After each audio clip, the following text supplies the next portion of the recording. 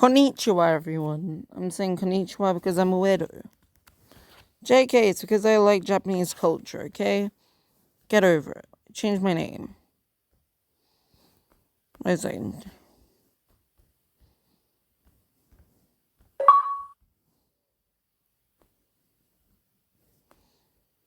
So yeah, I just got a new pack because it was free, so yeah.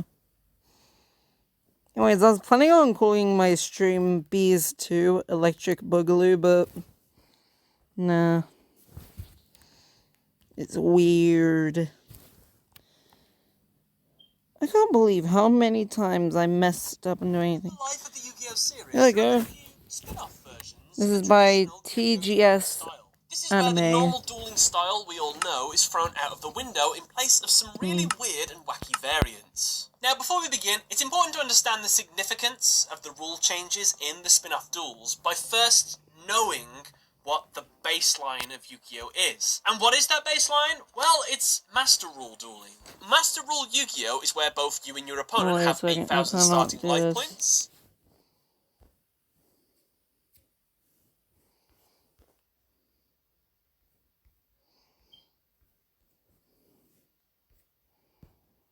Alright, hopefully this fixes it. Shut up, maybe.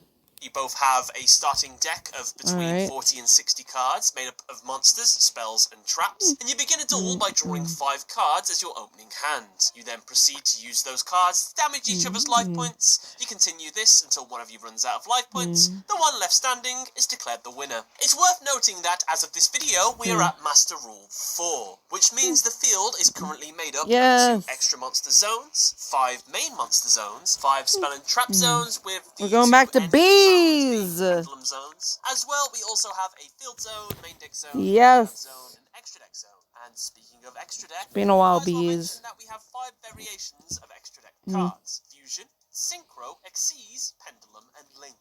This is where the game has evolved to, so this will be our baseline from here on out. So with that out of the way, let's jump into my top 10 spin-off styles of dueling. It's been a while since I've been on this world. We have Concentration Dueling. First appearing in Yu-Gi-Oh! 5Ds, episode 116. A concentration duel is a mashup between the rules of the Yu-Gi-Oh! Card game along with the mechanics of the real-world card game, Concentration.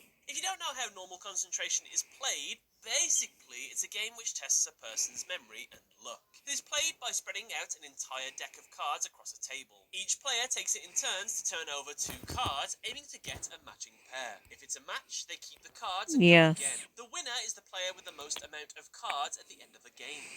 So I was playing a hardcore game, hardcore Minecraft on my PS3, and guess what?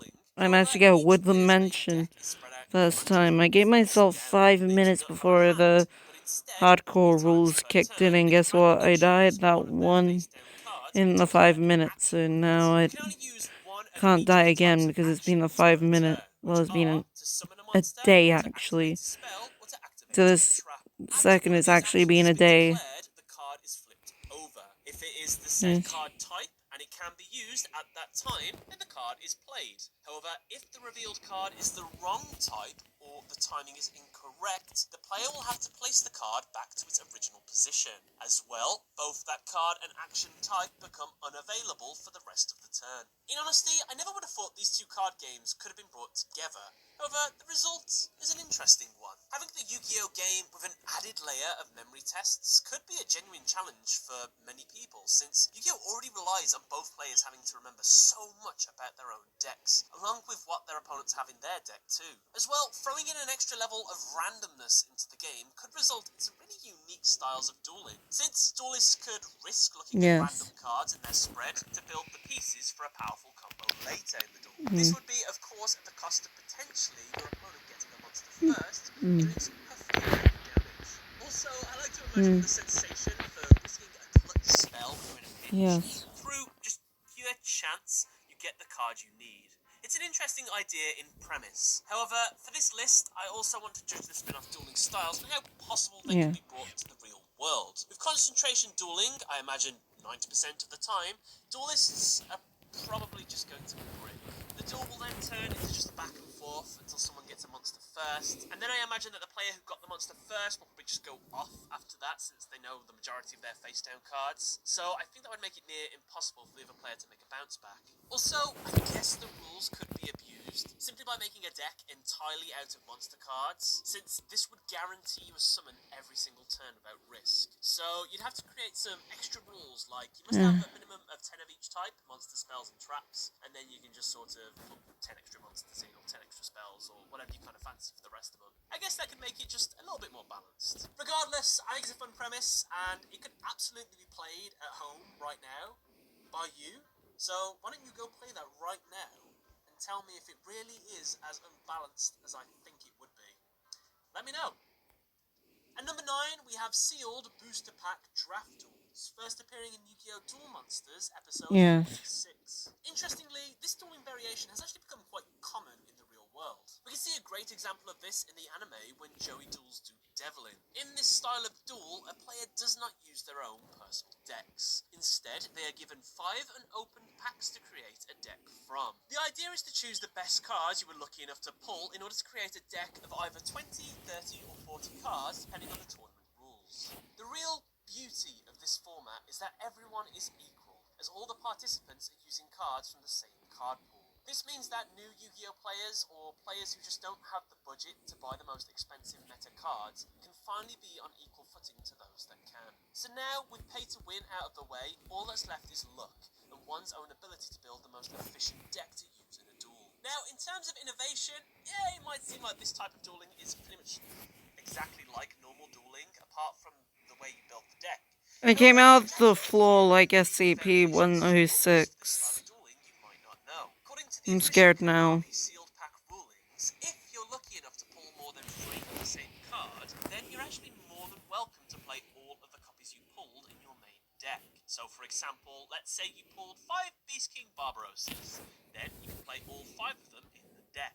Also, there is no extra deck limit, so if you pull more than 15 extra deck monsters, feel free to use them all. And fun fact, all of your leftover cards that don't make it into your main deck actually become a part of your side deck, which, just like the extra deck, has no size limit. So, yeah, side away, my friend.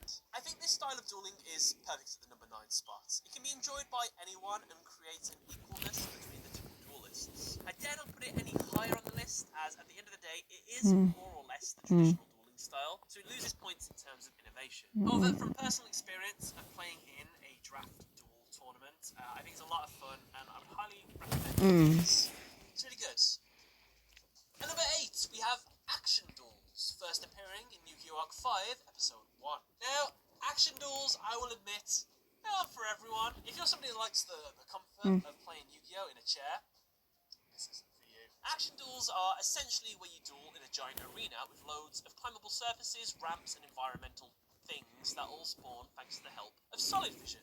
Solid Vision allows augmented reality to become physically tangible, and not just for the environment, but also for the monsters. This means that duelists can run about, climb up surfaces, and even ride their own monsters in a duel. I like the idea of this for many reasons. It creates a more visually appealing duel, as duelists are running about, dodging attacks, and making death-defying jumps to acquire the Action Duel exclusive cards known as action cards. Yes, the reason why you need to run around and parkour everywhere is because at the same time the environment spawns in, so does a bunch of action cards which are scattered throughout the arena. Action cards come in a few varieties, but at their core they are split between spells that benefit the player and traps that give detrimental effects to the player. Because of this, it's always important to be careful whenever you grab one, because you never know whether it'll be good or bad. But if all hope is lost and the incoming attack spells, let's say, the end of your duel, then risking an action card for possibly an instant dodge, well, it's a no-brainer. One of the biggest benefits of this type of dueling is that if you were an entertainment duelist competing in these type of events all the time, you would be in such good shape. Since not only would you have to play test with your deck before a tournament, you'd also probably be given a personal trainer by whatever company is sponsoring you, meaning you'd look absolutely dench while you dueled. And you would have to be in order to get a physical advantage over your opponent. You want to be able to sprint to that action card before your opponent can. Parkour plus Yu-Gi-Oh! Is a future I never really knew I wanted until I saw it. However, how realistic would action dueling be? Well, let's go through each of the mechanics, shall we? Action cards. Yeah, you can implement them. Get some guy to scatter the cards around in a big room or something. Or even better, just get like a confetti cannon on the roof. Blast them all over the gaff. If they land face up, then you get a tactical advantage because you know what they are. They land face down, it's a risk-reward kind of scenario. You might need to adjust the rules a little bit so you can only pick up, say, one action card per turn, and possibly only hold one action card at a time as well, as people might spend a bit too much time running around collecting cards. So a bit of revision to this could be in order, because you don't want people just running around too much and not dueling. So how about realism in terms of solid vision? Well, sadly, I don't think we'll ever be riding on top of our monsters. In fact, just think of all the things people would do when they can give real mass to Yu-Gi-Oh cards. Oh no. Oh no. However, the idea of a parkour-inspired arena with a confetti cannon on the roof that blasts a bunch of cards onto the field, I like it. It does sound like a lawsuit waiting to happen, but if it means I get to play parkour Yu-Gi-Oh, then I will happily sign a disclosure waiver where if I lose all my teeth, I can't sue. Yeah, absolutely. At number 7, we have Labyrinth Dueling, first appearing in Duel Monsters, episode 19. The Labyrinth Duel only appeared once in the series. It happened in Duelist Kingdom at the behest of the Paradox.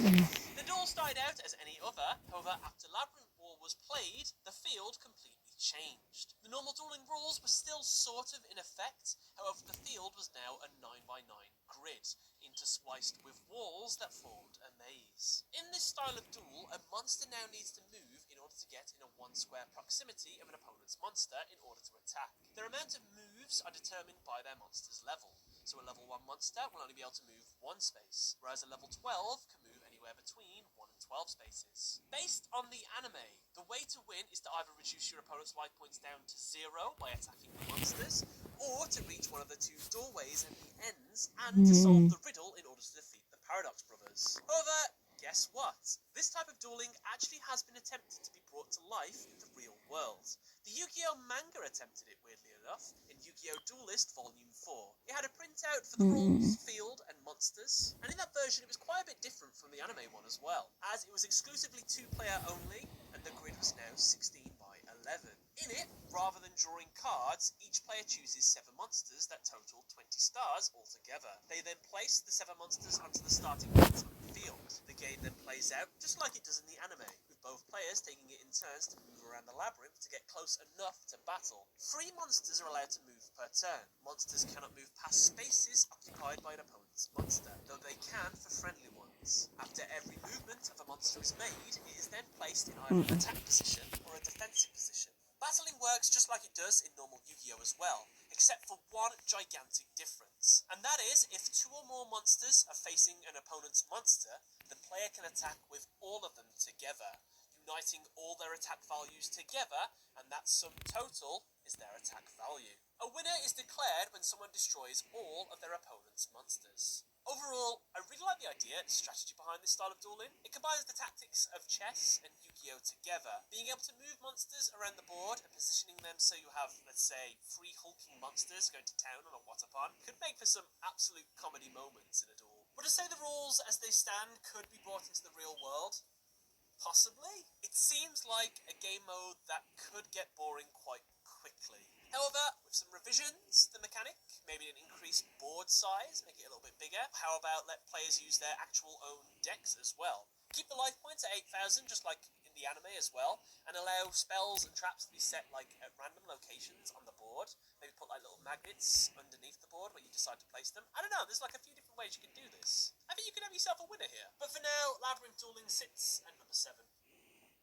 At number 6, we have Battle Royale Dueling, first appearing in a few different Yu-Gi-Oh! Series. Now, when I say Battle Royale, I am legitimately talking about the same kind that's taking the world by storm now. Things like Fortnite, Apex Legends, Tetris 99, they all have no idea that the real original Battle Royale was Maximilian Pegasus's Duelist Kingdom Battle Royale tournament. Pegasus set it up so 40 skilled duelists would be set loose on an island and forced to duel each other for 40 hours straight until only one was left. You'd collect star chips as proof of victories in a duel, and while the island didn't get smaller constantly with a ring of death, we instead got that as the final few people were left in the tournament, the Battle Royale moved into a castle for the finale, where it turned into a traditional tournament. And I thought that was a great idea. In fact, there's been a few more modern versions of this. Things like Kaiba's Battle City, which took place in an entire city. Yu-Gi-Oh! GX's Gen X tournament, that was another Battle Royale, I think.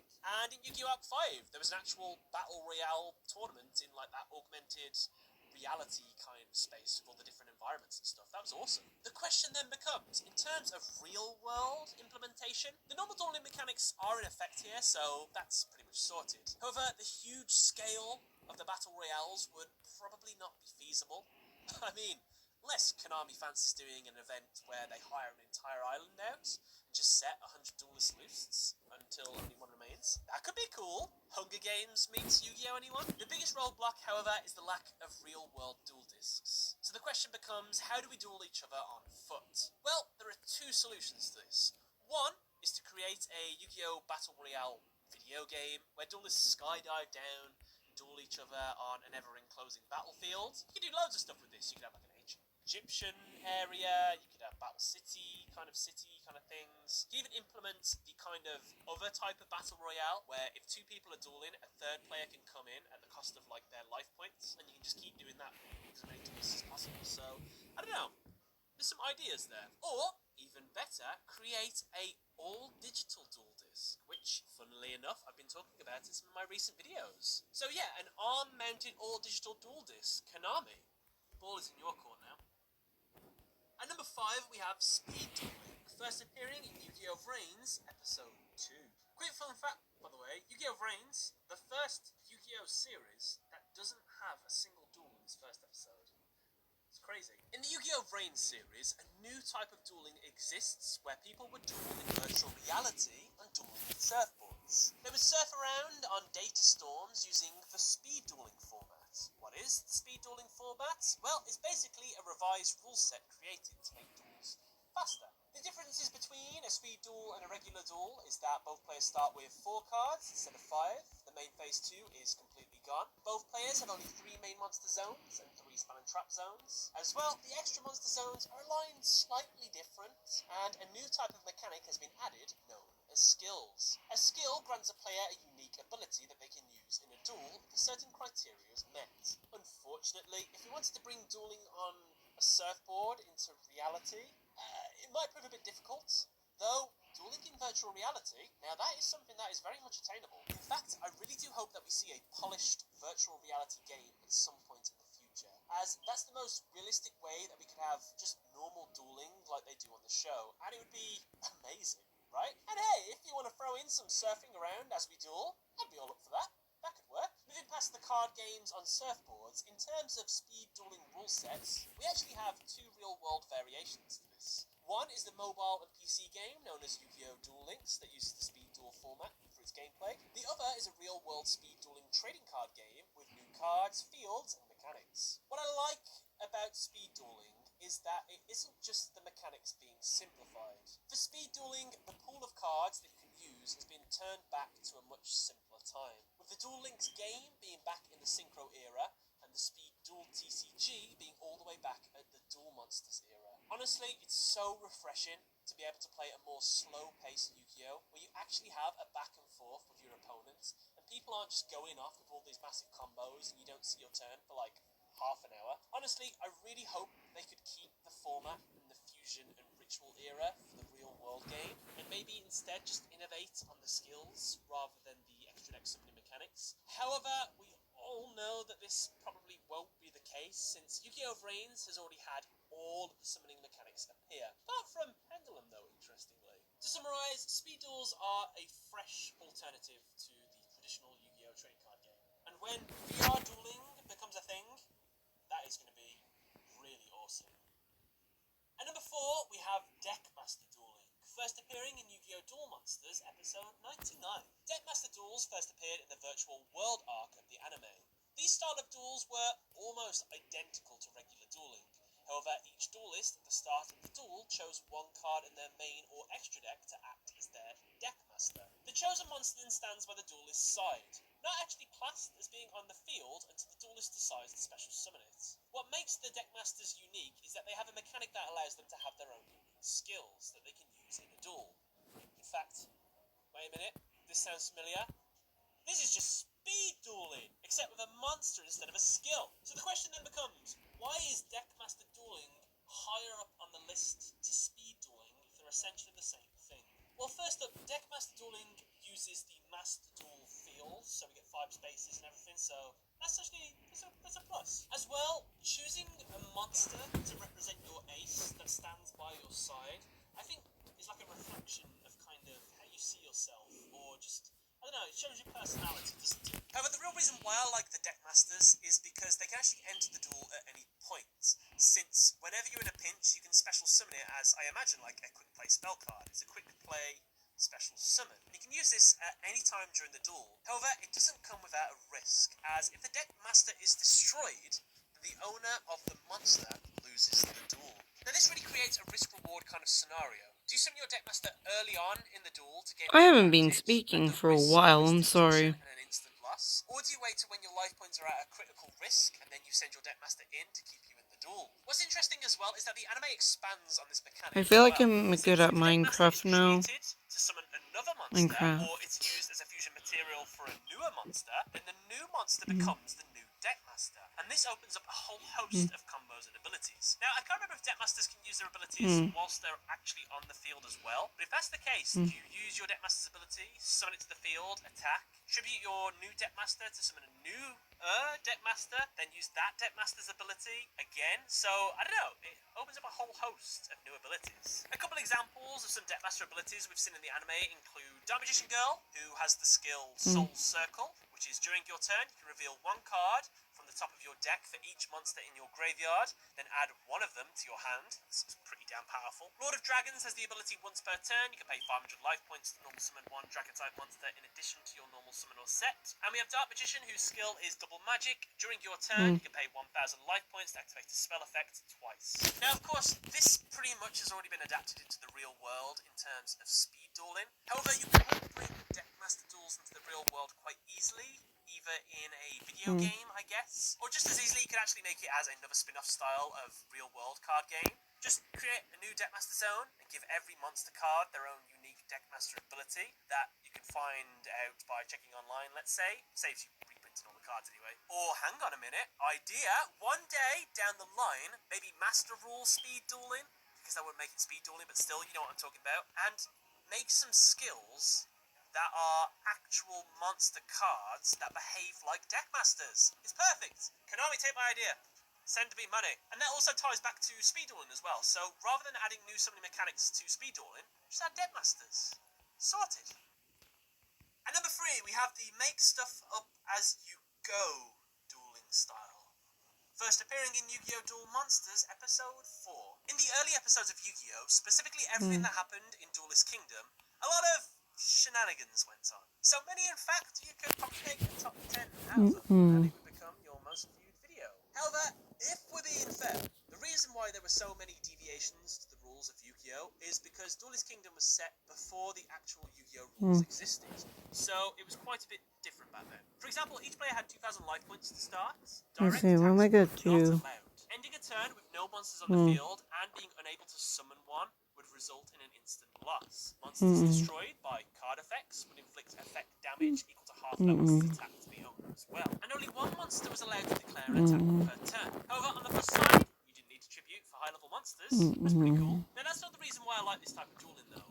The biggest pull is that if you can explain how you did something with enough confidence, you can get away with just about anything. As long as you have the imagination to chat the world of bullcrap, you will succeed in Duelist Kingdom. The make stuff up as you go dueling is exemplified a lot in the anime, but the best one to I don't know go what with I'm for doing. now, I will say, is Yugi versus Panic.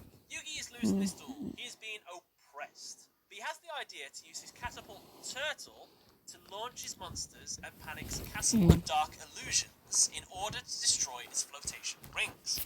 Because, why not? Then, the castle, after its flotation rings are destroyed, doesn't fall straight away.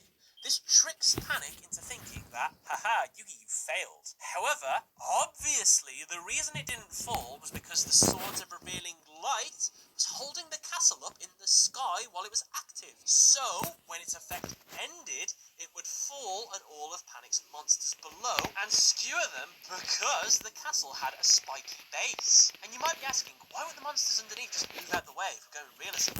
Well, it's obvious, isn't it? Because Panic activated another card and it trapped them all inside so they couldn't escape. Obviously. Now, there's a few other Duelist Kingdom duels I could talk about. For example, like, I don't know, Yugi and Mako's duel, which... let's not open that can of worms, shall we?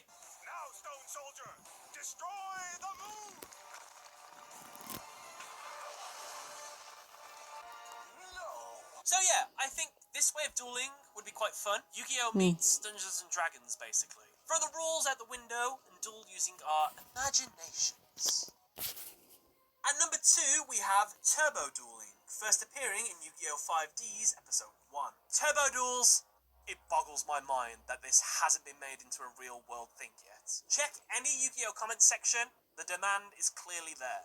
People were genuinely sad when speed dueling was announced, and it turned out it wasn't the Turbo Duels. Literally, as soon as the equipment was ready to buy, everyone is going to flock to the DMV to apply for a motorbike license, so they can own a D-wheel to duel on. I don't even know why I need to explain this one. It's card games on motorcycles. Card games on motorcycles. And finally, at number 1, we have Dungeon Dice Monsters, first appearing in Yu-Gi-Oh! Duel Monsters Episode 47. Also known as Dragon Dice and Dungeons in the Japanese, which I guess would make it the first to use the abbreviation DDD in Yu-Gi-Oh! This spin-off dueling style is basically Yu-Gi-Oh! If it was in the form of a board game rather than a card game. It was created by Duke Devlin in the anime to be a completely different style of dueling to the classic dueling game. So it's just like Duel So Monsters. Dice Monsters, both players take it in turns to draw dice. So it's just like Duel Monsters. Then, you use those dice to summon holographic monsters to the field. So it's just like Duel Monsters. And both players get 3 heart points, and when they run out, the game is over. It's just like Duel Monsters. Yu-Gi-Oh! Bridge jokes aside, the game was a real unique treat to watch unfold in the anime. We were able to learn the mechanics of the game. So it's just like Duel Monsters. First time playing. We learned that when it all started, both players would choose 15 dice to serve as their deck from a pool of hundreds of dice. Each of the dice were colour-coded based on the type of monster they contained inside. White were spellcasters, blue were warriors, yellow was undead, green were beasts, and red was dragons. There was also a special black die that had some unique abilities. Specifically, it had the ability to create a vortex that could teleport a monster from one side of the board all the way to another if 2 of them were used on the field. As well as the unique colours, the die would also have unique crests on each of the faces. Depending on what you rolled, you were able to instantly use one of the crests that you rolled, or to stockpile these resources in your bank. The different faces were Summon, Movement, Magic, Attack, Defense, and Trap. This game actually does have quite a few layers, so there's quite a bit to explain. Poor Yugi, when he dueled Devlin, he had to learn it all on the fly. So, to summon a monster in Dungeon Dice Monsters, when you roll at the start of your turn, out of the 3 die that you roll, 2 out of the 3 of them need to roll a summon crest. As well, both of them need to be of the same level. If you manage this, you can summon a monster straight to the field. Higher level monsters were harder to summon, as they had fewer summon crests on their sides, making them tough to roll. The overall grand plan of the game is to summon your monsters to build a path to your opponent's heart points, in order to get in range to attack them. I mean, there's loads more rules and unique things about Dungeon Dice Monsters, with like the traps and the effects and the skills and things. But the reason why I like Dungeon Dice Monsters is because it really feels like a spin-off to the Yu-Gi-Oh! Game. It fits in the lore of the world, because it has the actual monsters from Duel Monsters. As well, it uses many of the mechanics that you use in normal dueling, so it's not too hard to get to grips with the game. Plus, the uber rare red-crested black die that can create portals and do all sorts of things that I'm not too sure about. It's one of my favourite things about this, as it happens at random, and even if you do get one of the black dies, like that excitement, you still have to roll the right roll in order to get the benefit of it. There are actually 2 real-world versions of this game that have been attempted. One is the 2001 Yu-Gi-Oh! Dungeon Dice Monsters video game for the Game Boy Advance. It's a really cool game that I would love to see an updated modern version of it. The other incarnation is the real-world Dungeon Dice Monsters that I would have bought for this video, but It costs over £200 off of Amazon, but it's still pretty damn cool. It comes with a physical board, coloured dice, figurines, and pathways. Oh, it's so damn cool. I really wished I could have experienced it before it became like this collector's item. So, Konami, can you please give me a new modern version of Dungeon Dice Monsters with like a bigger board, more figurines, and more monsters? In fact, I don't know what the company's called, but the company that made the Dark Souls board game, they make like fan board games, I think. So, can you guys make this, please? So yeah, what do you guys think? Should they make a Dungeon Dice Monsters 2019 version, or whatever year you're watching this? Do you think any of the other spin-off duels should have been higher up on the list? And are there any that I missed out? Let me know in the comment section below. But before we go, let's say a special thank you to all my patrons that make this video possible. Firstly, thank you to Will H, who actually gave me the idea for this video. He sent me a list of some of the spin-off styles, so thank you, Will. Thank you for giving me the idea for this video. Thank you so much to my platinum backers, You Know You Do 97, J24092, Chowderman 36, and Spencer Davis. You platinum guys are legends. As well, thank you to my YouTube and gold backers, Dylan Cunan, Zawolf18, Silver Defender, Chungming Zen, David Shanahan, Shogun, Reyes Sanchez, and Spencer Geller. As well to all my silver backers, thank you very much to you too, and to everybody else, thank you all for watching, and I'll see you next time. Bye everyone. I'm just Have wanting you ever heard something the to phrase, use cheaters on never there. prosper? It basically means people who use dishonest tactics will never truly succeed. And this is something that we're going to see throughout this episode of my top 10 Yu-Gi-Oh! Cheater. The Oh Millennium gosh. items are the 7 treasures created from an ancient spell found in the Millennium Spellbook in order to keep the ancient magic of the Shadow Games locked up forever. The 7 Millennium items are the Millennium Puzzle, the Millennium Eye, the Millennium Ring, the Millennium Scale, the Millennium Key, the Millennium Rod, and the Millennium Necklace. The Millennium Stone in the village of Kul Elna is the origin and resting place of the 7 items, and also where Akhenaten sacrificed 99 human souls in order to create them. Akhenaten was the advisor and brother of Pharaoh Akhnam Kanan. While he loved his brother dearly, he was secretly resentful of his brother for being pharaoh while he was relatively unimportant. When Egypt was under attack, Akhenaten pushed his brother to fight back and protect his people, but the pharaoh refused on the grounds he wanted peace. Eventually, the invading armies grew too close to the palace to be repelled, and Akhenaten suggested using a spell from the Millennium Spellbook to create the Millennium items. Faced with the undeniable fact his kingdom may be destroyed, the pharaoh agreed. Akhenaten abandoned his son, Seto, and his wife for fear his actions would later cause criminals to target them, as well as to shield them from prejudice. Akhenaten led a group of soldiers to the village of Kul Elna, where he ordered the thieves there killed, and their blood collected for the ritual to create the items. The only survivor of this slaughter was Bakura. The slaughter was so horrific that Akhenaten never told his brother of it, and had all the soldiers he had taken brainwashed as to forget the incident ever occurred. Akhenaten, however, succeeded in creating the Millennium Alright, items, I'm gonna have but a chasm to opened in the biz. chamber where the ritual had taken Buzz. place. Zork Bees. rose from the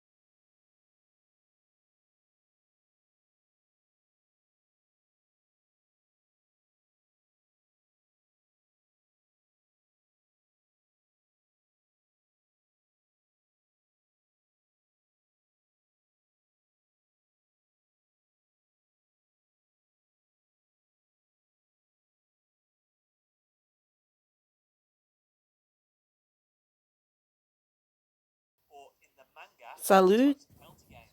Konnichiwa. Hola.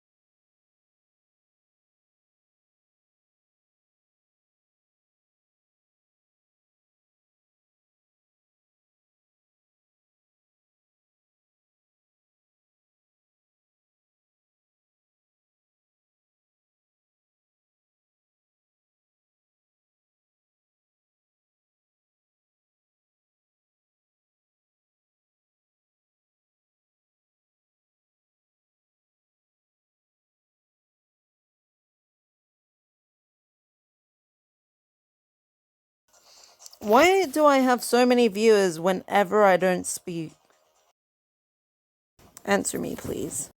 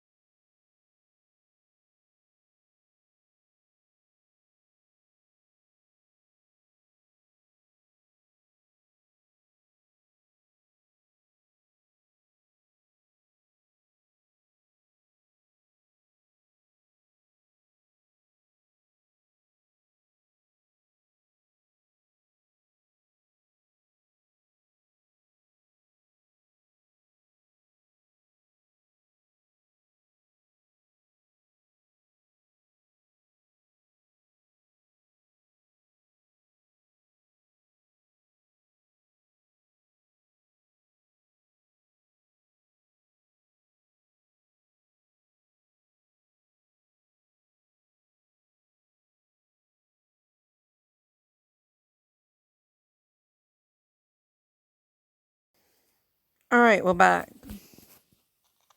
SCP, real needs, no gimmicks. Two D-boys in the lab run for their lives, run for their lives, run for their lives. One D-boy in the lab runs for his life, runs for his life, runs for his life. Woo! Guess who's back, back, back, back again, again, again. D-boy's back, back, back. Tell a friend, friend, friend. Guess who's back, guess who's back, guess who's back, guess who's back, guess who's back, guess who's back, guess who's back. Wow, wow, wow, wow, wow, wow, wow, wow, wow, wow, wow. I've created a problem, cause nobody wants to watch my other videos, they want D-Boy, so I'm bitter. Well, if you want D-Boy, this is what I'll give you. A 40-minute stream of just some pure tear, some SCPs that'll end my life quicker than the shop when I get shot by the butt liquor in the key card room down in light containment, where I'm shouting for help out of this basement. You waited so long for this entertainment, cause it seems you need me for your memes to stay, man. King, I know you got a life arrangement, but your audience is suffering from disengagement. So the YCG won't let me be, they wanna see me be D-Boy for free. They demonetize my videos for music, see, but it feels so empty without beats. So let's race, gun in your face, fuck that, shot in your face. Your life is a race, well that's dandy, but this shit's about to get randy. I just settled on my copyrights. Fuck you, Andy. Now this looks like a job for me, so everybody just follow me, cause we need a little more SCP, cause it feels so empty without D. I said this looks like the game for me, so everybody subscribe to me, cause I'm back in the secret laboratory, and it feels so empty without D. Little D-boys, acting as the decoys for others, while the police are deployed, consigned to a fate of being destroyed, until they find a scientist and sound annoyed. The prisoners, see, prison is scary, they'll start a revolution, a final solution, a D-boy. So just let me toy with the fact that I'm back, and all the people employed here sack, cause it's a disaster, it's a containment breach. They gotta gas my ass and LC before I can preach that I'm back. Na-na-na-na-na-na-na-na-na. Sneaking through the doors to different floors, and then I'm gonna meet up with my friends, the agents of chaos, a seance to the exit, meet it with big bosses, attention, contention when I mention that we could all end up in another dimension. Attention, this just in, another D-boy is thrown in the garbage bin. I have a key card, now I'm poised to win, I'm dead set, you bet. Who let you in? Now this looks like a job for me, so everybody just follow me, cause we need a little more SCP, cause it feels so empty without D. I said this looks like the game for me, so everybody subscribe to me, cause I'm back in the secret laboratory, and it feels so empty without D. A D-boy, a dat boy, I'm a dead meme rap boy. Anybody who's making this or that noise about my rap voice, just know that it's my choice, just for the chance to rejoice about it. And Andy, you can get stomped by Sandy, you dickless dipshit, dick lip prick pansy. You can't stand me, I'm too good, let it go, it's over. You're not even in the video, now let's go. Just give me the signal, I'll be there with a key card and a new pistol. I'm a maniac, I'm mental and I'm vengeful. I need payback, only scientists, it's essential.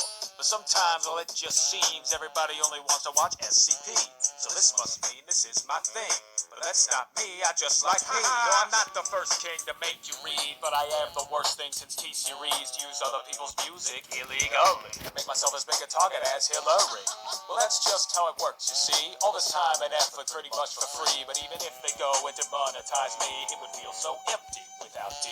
Now this looks like a job for me, so everybody just follow me, cause we need a little more SCP, cause it feels so empty without D. I said this looks like the game for me, so everybody subscribe to me, cause I'm back in the secret laboratory, and it feels so empty without D.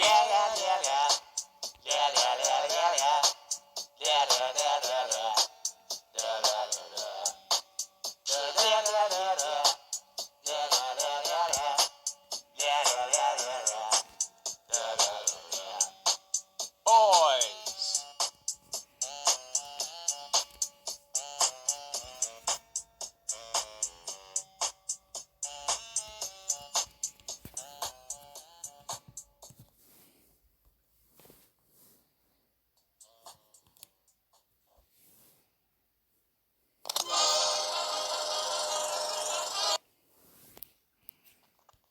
SCP, real needs, no gimmicks.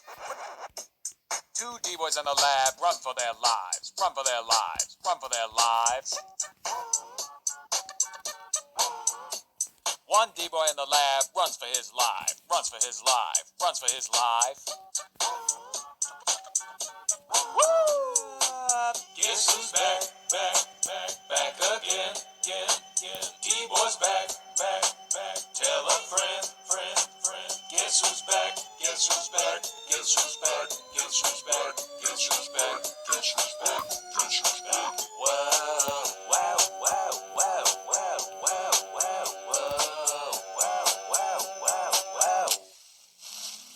I've created a problem, cause nobody wants to watch my other videos. They want D-Boy, so I'm bitter. Well, if you want D-Boy, this is what I'll give you. A 40-minute stream of just a pure tear. Some SCPs that'll end my life quicker than the shop when I get shot by the butt picker in the key card room down at light containment. We're shouting for help out of this basement. You waited so long for this entertainment, cause it seems you need me for your memes to stay King, I know you got a life arrangement, but your audience is suffering from disengagement. So the YCG won't let me be. They wanna see me be D-Boy for free. They demonetize my videos for music, see? But it feels so empty without beats. So, let's race, gun in your face. Fuck that, shot in your face, your life is a race. Well, that's dandy, but this shit's about to get randy. I just settled on my copyrights. Fuck you, Andy! Now this looks like a job for me. So everybody, just follow me.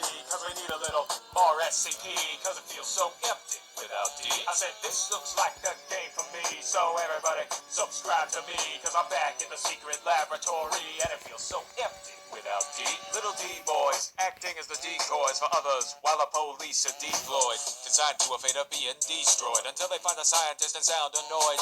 The prisoners, see, prison is scary. They'll start a revolution, a final solution, the D-boys. So just let me toy with the fact that I'm back, and all the people employed here sacked, cause it's a disaster. It's a containment breach. They gotta gas my ass, and they'll see where I can preach that I'm back. Na.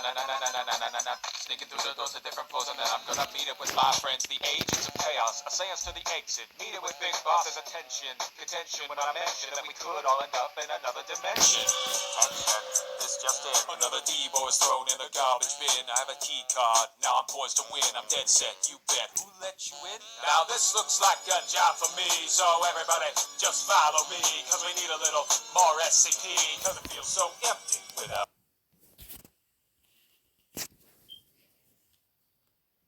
Boy had something.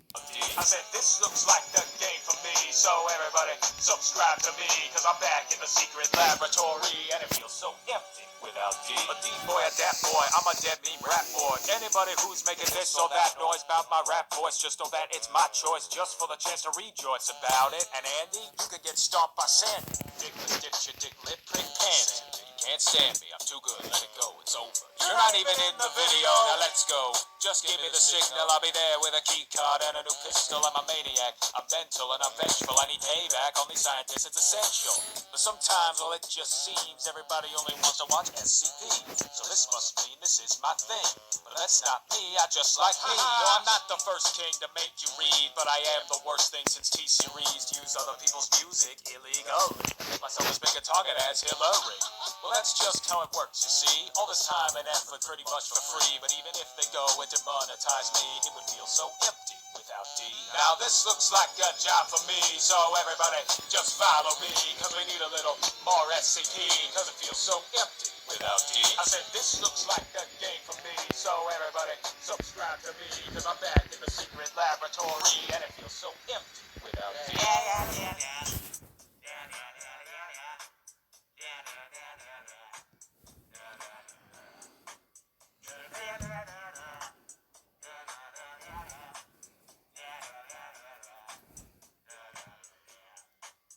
End. This is literally going to be the end of the stream, everyone. I'm going to make a longer stream later. Laters. Oh, wait, sorry, I need to get this better. Trying to do like an under 1 hour stream today. Then later on I'm going to do a thing. I have realistic eyes.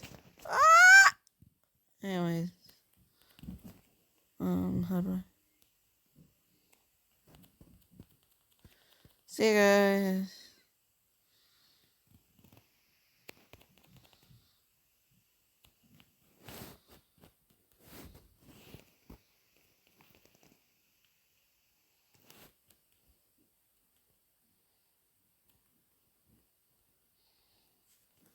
Bye, guys.